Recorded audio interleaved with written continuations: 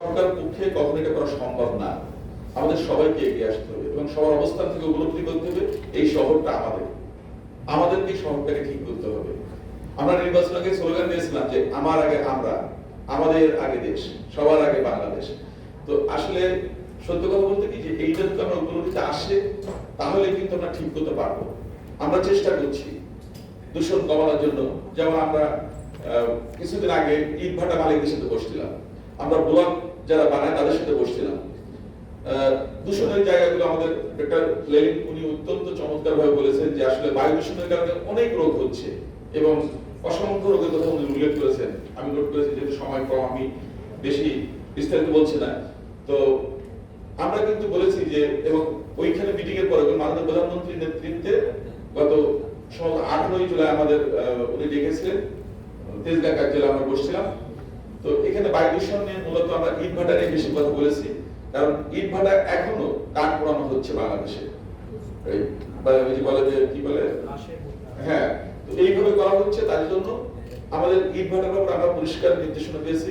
আমি 8 জন বিভাগীয় কমিশনের সাথে ব্যক্তিগতভাবে কথা বলেছি যে কোথাও যদি আমরা পাই যে একটা ইটভাটায় কাঠ পোড়ানো হচ্ছে, ওই ডিসি সাহেব, ইউনো সাহেব বা পরিবেশের যিনি ডিডি বা ডাইরেক্টর থাকবেন তাকে জবাবদিহি করতে হবে এবং আমরা এটা অ্যাকসেপ্ট করব না।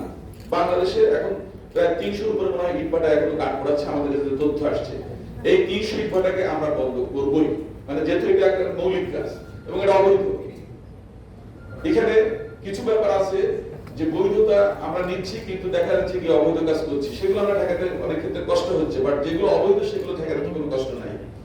তো সেই জন্য আমি মনে করি যে আমাদের আজকে যে আলোচনা আসলে নগর, টেকসই নগর জন্য যে সহনশীল যে করণীয়, সহনশীল বা টেকসই নগর, এটার জন্য আসলে আমাদের দীর্ঘদিন থেকে গবেষণা হচ্ছে, আলোচনা হচ্ছে, যেমনটা এখানে আলোচনা বলেছেন। এবং এখানে আমাদের যিনি বুয়েটের প্রফেসর উনি অত্যন্ত গুরুত্বপূর্ণ কথা বলেছেন যে জলাধার বরাদ্দ করে আমরা সেখানে পারমিশন দিচ্ছি, বিভিন্ন সংস্থাকে বরাদ্দ করছি, সেটা অত্যন্ত গুরুত্বপূর্ণ। আর সবচেয়ে ভালো লাগছে আমাদের স্বাস্থ্য বিষয়ক যিনি ডক্টর লেলিন বলেছেন একটা কথা, আমি এটা হয়তো আমি আগামী ধাপে চেষ্টা করব সর্বোচ্চ পর্যায়ে নেওয়ার জন্য, যে আমরা যেমন ইআই করি, এনভায়রনমেন্টাল ইমপ্যাক্ট অ্যাসেসমেন্ট, ঠিক তেমনি হেলথ ইমপ্যাক্ট অ্যাসেসমেন্ট যেটা উনি বলেছেন, আমি মনে করি এটা করা উচিত, মানে বিশেষ করে নগরের জন্য এটা খুবই একটা গুরুত্বপূর্ণ পয়েন্ট। আমি মনে করি যেটা আমি আমাদের ক্যাবিনেটে আমি চেষ্টা করবো এটাকে তুলে ধরার জন্য, যেন এই পদক্ষেপটা আমরা নিতে পারি। কারণ মানুষকে বাঁচাতে হলে স্বাস্থ্যকে ঠিক রাখতে হবে এবং এইগুলো থেকে বেরিয়ে আসতে হবে।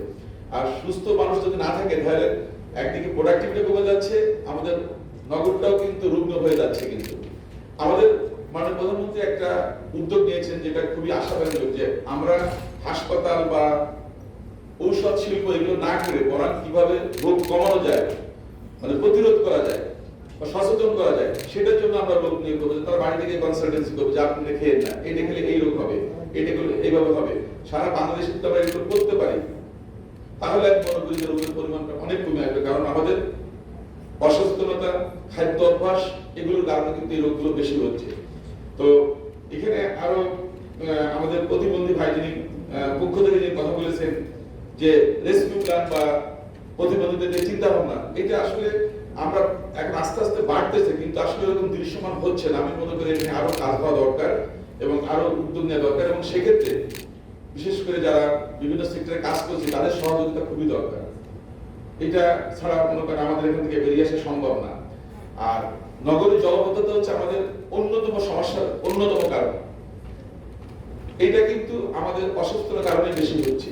একদিকে খালগুলো ভরা হচ্ছে, আবার আমরা ময়লা কিন্তু সব, যেটা বলেছেন আমাদের সঞ্চালক, যে আমরা মানে ল্যাব দূষক সব ডাস্টবিনে ফেলতেছি। তো আমরা এটা ব্লক করে দিচ্ছি, তাহলে যেটুকু আছে সেটুকু তো যেতে পারছি না।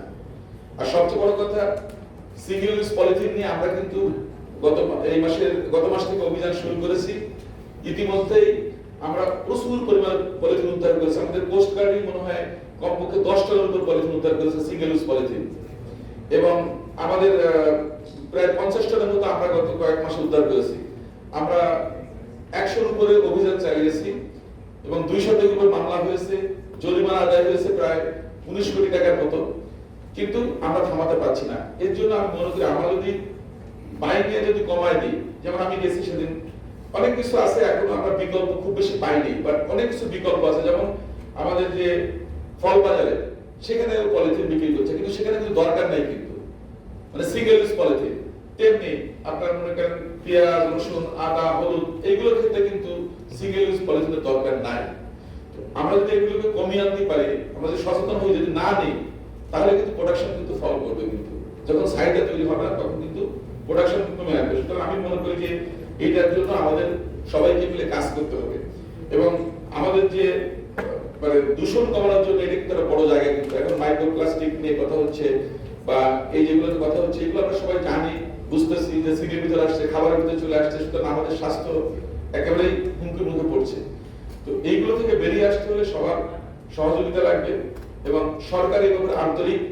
সরকার কিন্তু এখানে ইসের ভিতরে কিন্তু বলেছেন, আমাদের যিনি প্রস্তাবিকা যিনি ছিলেন শাহ ইশরাত আজমেরি, উনি কিন্তু বলেছেন যে নেচার বেস যে একটা সলিউশন, এটার দিকে আমাদের যেতে হবে। আমাদের সরকার কিন্তু প্রকৃতি নির্ভর সমাধানের দিকে কাজ করছে, যেমন আমরা বৃক্ষরোপণ করছি, এবং আমরা চেষ্টা করছি সারা বাংলাদেশে যেখানে তাকাবো সেখানে গাছ দেখা যাবে।